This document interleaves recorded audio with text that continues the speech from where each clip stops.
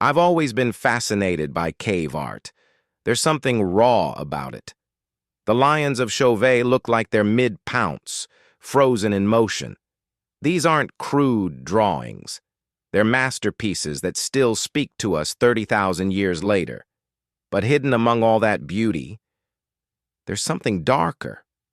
Something that changes everything we thought we knew about our ancestors. Today, we're uncovering a secret that's been staring us in the face for decades.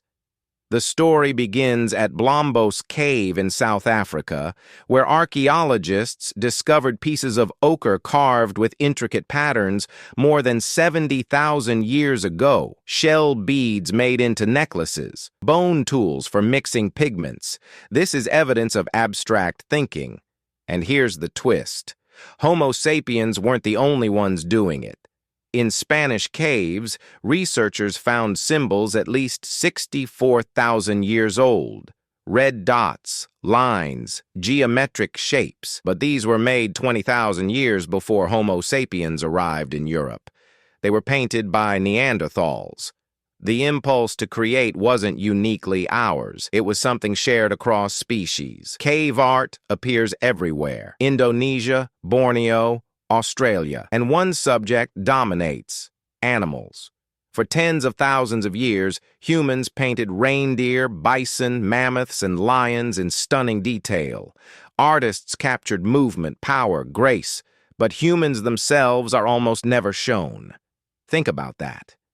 We're visual creatures. Children draw stick figures before they can speak.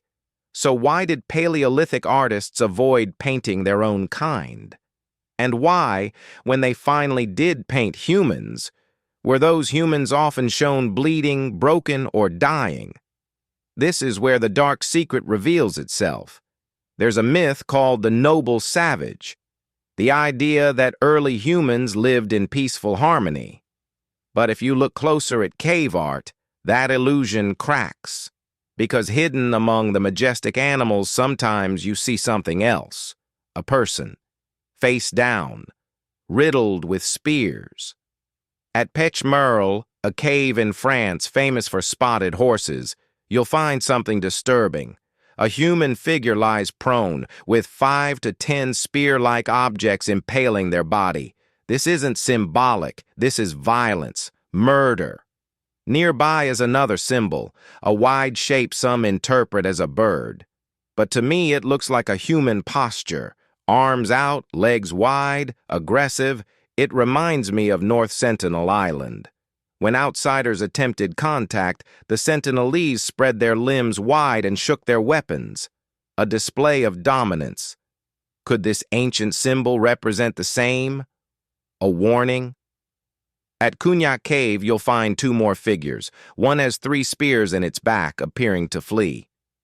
The second lies with body pierced repeatedly.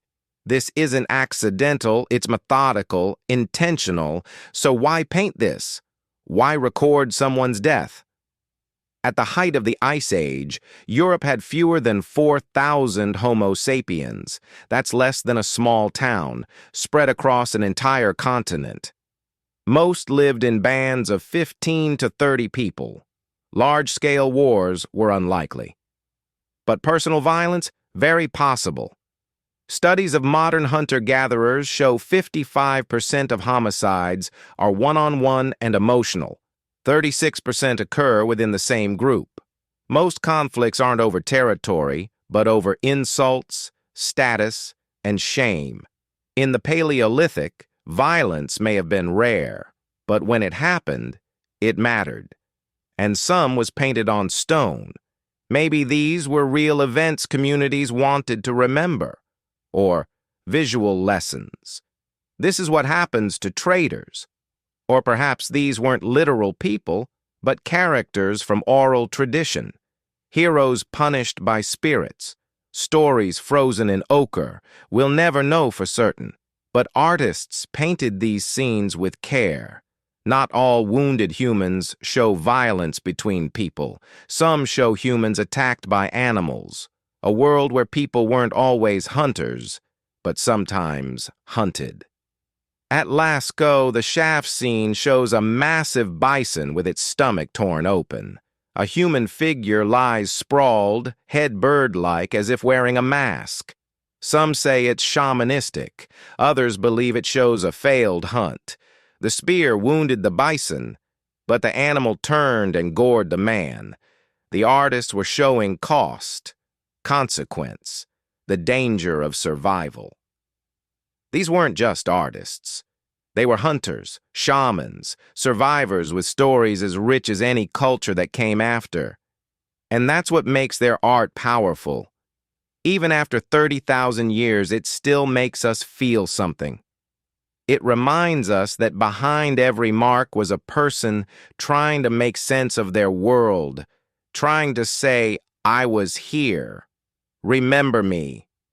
And we do. Subscribe and tell me what you think these scenes meant. Memory, myth, warning. Thanks for watching.